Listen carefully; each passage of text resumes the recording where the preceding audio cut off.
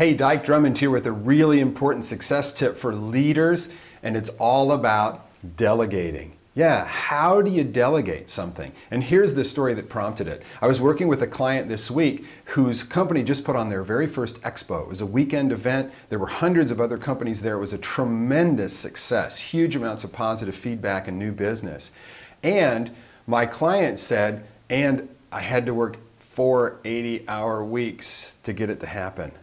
And it's not like she didn't have a staff. She has several people on staff. However, when she was delegating things, she found herself micromanaging and hovering around them. It's like those helicopter parents, making sure that every step was taken care of. And part of the reason was nothing was written down.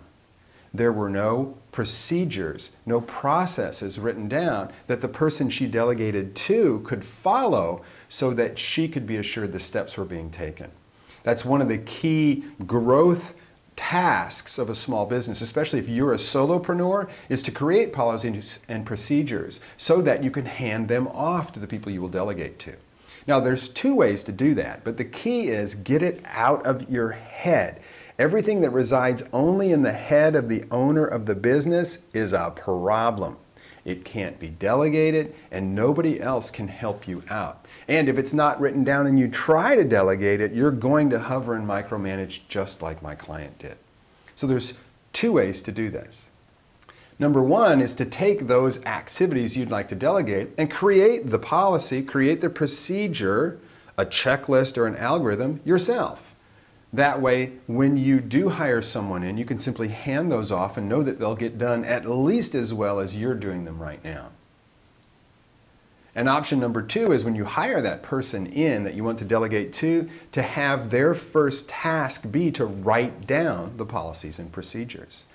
So that the first time you sit down with them to teach them the task you want them to take over, they learn it and at the same time write down the procedure in the form of a checklist or algorithm. Bullet point checklist is probably the best.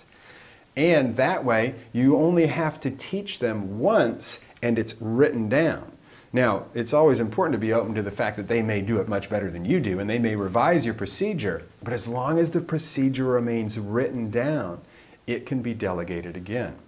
Remember, if you're a solopreneur, a small business owner, this first hire may turn out to be the head of a department a year or two from now. So giving them the ability to delegate this task is important too. Now, let me give you my one take-home warning about policies and procedures. It goes like this. Yeah, you've got to be outcome focused. And the reason to be outcome focused is outcome always overrides the procedure. Here's what I mean.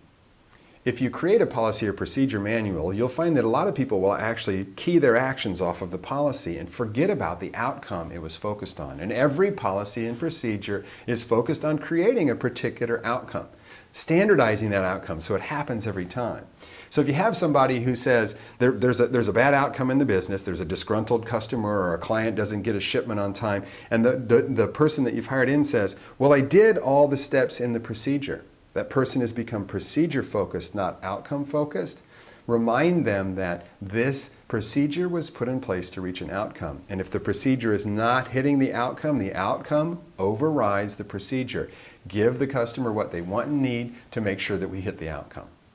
Yeah, that's always the danger when you create policies and procedures. It turns into something like, that's the way we do it around here.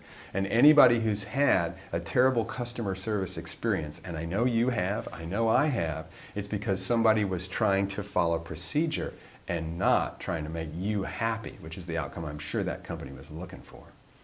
So let's recap. If you have an activity you want to delegate, write it down, or have your first hire come in and write it down as one of their first tasks. And anytime you create policy and procedure, make sure that you and the people you're delegating to recognize that it is focused on an outcome and remain outcome focused. Because the outcomes are what are important to your business. That's it for now. Have a great rest of your day and a great week. Write down those policies and procedures. Get them all on paper. And that'll make your life a lot easier, make it so you don't have to micromanage and hover. Just remember, outcomes first. Have a great week. Here's to your success.